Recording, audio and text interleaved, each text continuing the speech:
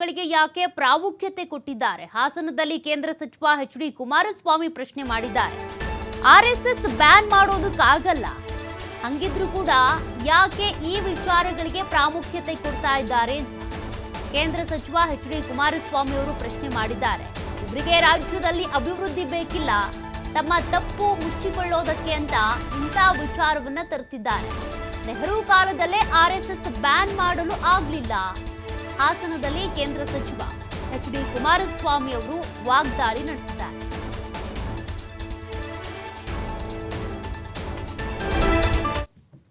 ಅವರ ಸಾರ್ವಜನಿಕ ಚಟುವಟಿಕೆಗಳು ಅವರಿಗೇನು ಬ್ಯಾನ್ ಮಾಡೋಕ್ಕಾಗಿಲ್ಲ, ಬ್ಯಾನ್ ಮಾಡೋಕ್ಕಾಗೋದು ಇಲ್ಲ. ಅವ್ರು ಹೇಳಿರೋದೇನು, ಹಲವಾರು ಸಂಘ ಸಂಸ್ಥೆಗಳು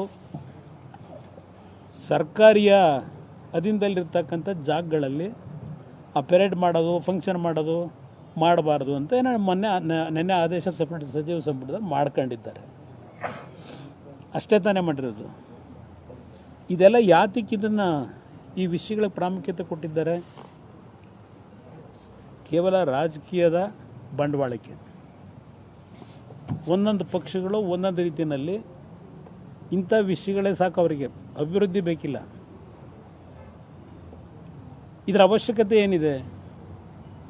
RSSನ ಮಹಾತ್ಮ ಗಾಂಧೀಜಿಯವರನ್ನು ಗೋಡ್ಸೆ ಗುಂಡಿಟ್ಟು ಕೊಂದಾಗಲೇ ಬ್ಯಾನ್ ಮಾಡಿದರು.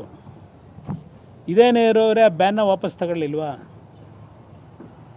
ಕಾಂಗ್ರೆಸ್ ಸರ್ಕಾರ ಇದ್ದಾಗಲೇ ಅವ್ರಿಗಿಂತಲೂ ಖರ್ಗೆ, ಸಿದ್ದರಾಮಯ್ಯನ ಇವೆಲ್ಲ ಏನು ಅರ್ಥ ಏನಿದೆ ಇದರಿಂದ? ಇದು ಒಟ್ಟಾರೆ ಸಮಾಜದಲ್ಲಿ ಸಂಘರ್ಷಗಳು, ಸಮಾಜದಲ್ಲಿ ಒಬ್ರಿಗೊಬ್ಬರಿಗೆ ವಿಶ್ವಾಸದ ಕೊರತೆ ಮೂಡಿಸ್ತಕ್ಕಂಥದ್ದು ಮತ್ತು ಸಾರ್ವಜನಿಕರನ್ನ ದಾರಿ ತಪ್ಪಿಸಿ ಇವ್ರ ತಪ್ಪುಗಳನ್ನು